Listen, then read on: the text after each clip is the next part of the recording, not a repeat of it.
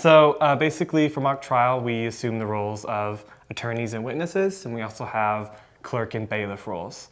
And as she said, Classroom Law Project are the one who basically provide the case materials and the procedures and the rules for the case that we end up presenting. And we ended up getting those case materials in the end of November, beginning of December, and we spend basically all of winter, same time as winter sports, preparing for the competition which we had last Saturday on the 2nd. And we won districts, so we're excited, super excited about that, first time in the last 5 years, and then we'll be competing at state March 15th and 16th, so next Friday and Saturday. We've had practices twice a week, and we begin those practices by assigning roles, assigning teams, and we start with just a lot of like simple things. So, well, let's come up with a theme for our case. Like, what do we want our plaintiff to bring out? What do we want our defense to bring out? Let's start it from the foundation, and then we end up creating questions and our witnesses getting into character. And then basically by the time we do competition, we've actually probably done a trial run through about 10 times before the competition. We had 2 rounds on Saturday because we just faced one school this year, which was Baker High School. And so round 1 was our defense versus Baker's plaintiff, and then round 2 was our plaintiff versus Baker's defense. There's regional competitions on the exact same time we had. So while we were at the Union County Courthouse having our regional competition, there were the same sort of regional competitions across the state. Okay. And we had won the Eastern Oregon region. So this is my 4th year of mock trial. I started, it was Kelsey's 2nd year being the coach, and I was a freshman at the time when I started. And this year we have 16 members on the team. 6 seniors, am I right? Yeah. I think so. 6 seniors on the team, and I believe we decided there's 13 returners this year. So, and one of the coolest things about mock trial though is we get students from every part of the high school in mock trial. So we have, what you would consider more band kids, or you have, so the more athletic kids. You have everybody from the different aspect of the school, and we're all working for the same goal, all working to, compete and have a real trial that works and it's coherent and it makes sense. Yeah, so Classroom Law Project, they create the materials for us. They have a team that works on it, and they try to balance it and make it as relevant as possible to what's going on in the world currently. Last year we had a case of texting while driving, and that came while Oregon passed the distracted driving law. So they try to keep it relevant to what's going on, and so they end up creating the materials, and as we go on to state, it'll be the same material. So everyone in Oregon gets the exact same materials, and we'll do the same trial we had at our regional competition, at our state competition. And if we won state, then we would go to nationals, and that would be a brand new trial.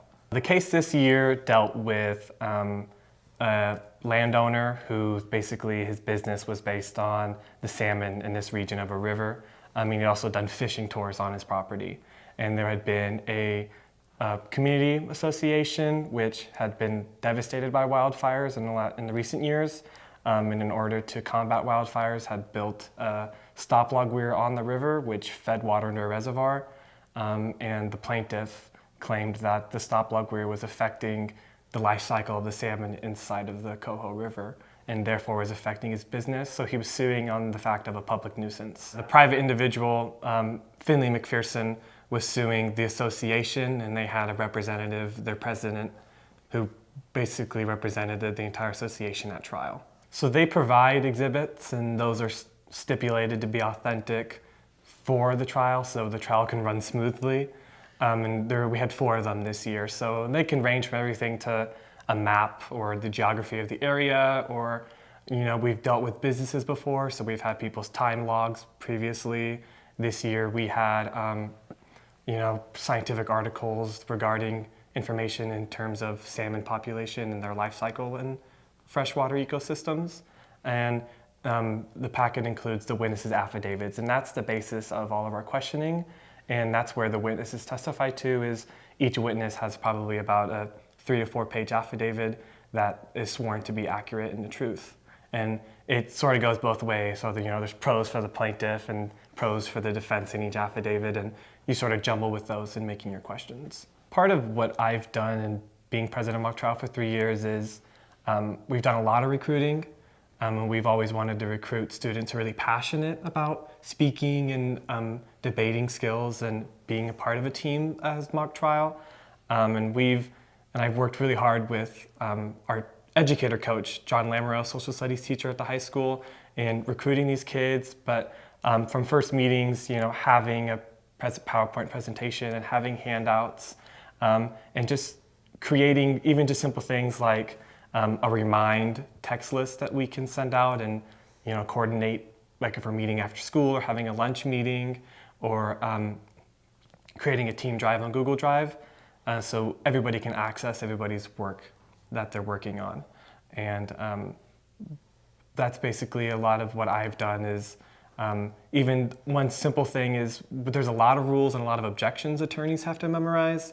And I had created sort of like a table of contents for people to put inside their binders, so they're not just flipping through their binders, through 30 pages trying to find the subsection of a rule. Yeah. They could find it onside the handout. I think it's a great program. I did mock trials through the Classroom Law Project when I was in high school for all 4 years of my high school career. Not at Grande High School, but it was a big part of my high school experience, and the things that I enjoyed about it as a student are things that I appreciate it now as a coach. Kind of what Calvin was referencing about even kids who have grown up together or who have gone to school together for years. They may not ever interact on the level that they do in mock trials. And the program itself attracts a whole broad spectrum of kids. As he was talking about, different groups of kids are interested in mock trial, even for different reasons, but then they're forced into spending a lot of time together and really relying on each other. Mock trials is an individual performance, but it is so teamwork based that I think that that's something that kids maybe don't realize initially, how much they rely on one another. And that's in fact something that they actually get scored on now, is how well they work together and support one another. If one of their fellow classmates is struggling at one portion of the trial, sometimes kids forget stuff. Competition is scary. There's a lot of pressure on them. It's a lot of nerves, but they're also judged on how well they support their fellow teammates who are struggling with that. And if one person doesn't prepare and perform, it affects the entirety of the team score. And so that's something that's pretty incredible to see. Kids that maybe know each other or know of each other, but that really forge friendships that I don't think would have happened otherwise. And certainly that was my experience in high school as well. Every participant has a role that they're assigned, which the coaches do in collaboration with the students. Certainly what they want to do is considered. Most of the students this year have 2 roles, depending on which side it is, but we try to play to the kids' strengths. We have a couple kids that have a theater background, and certainly they are very skilled in playing the part of a witness. We have some kids that are really interested in debate and those type of activities, and so they're more inclined to want to participate as an attorney. So we try to match students with what the facts of the case are and what their roles might be good for them to be the most successful. So we don't just portray the roles of attorneys, kids also are the witnesses, and there are 3 witnesses for each side, and each side must call all of their witnesses. So we have on each side 3 students that are playing the part of roles, which is always gets a chuckle from the parents and the volunteers when you have maybe a sophomore get up on the stand and say, I'm a 46-year-old PhD candidate. But they do an outstanding job of getting into their roles and into their characters and answering the questions in the way that they interpret their character would answer. And they work with their attorneys to be prepared for the other side as well. So the competition is judged entirely based on volunteers.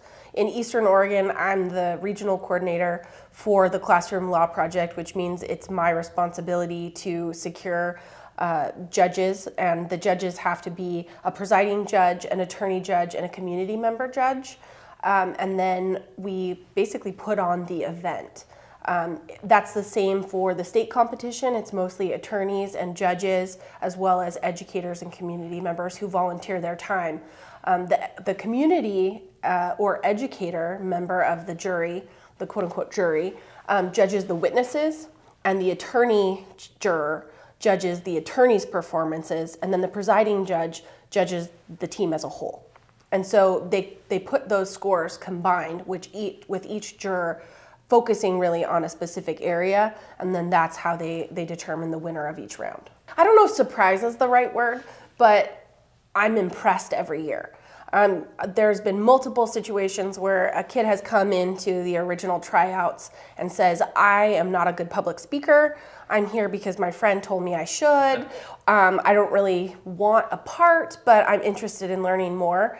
And that is usually the student that surprises me the most, is the person who really gains an outstanding amount of confidence throughout the process, makes lifelong friends, and really wows the judges in the end by showcasing all of the skills that they've learned over the course of the season, and then is really excited to come back the next year.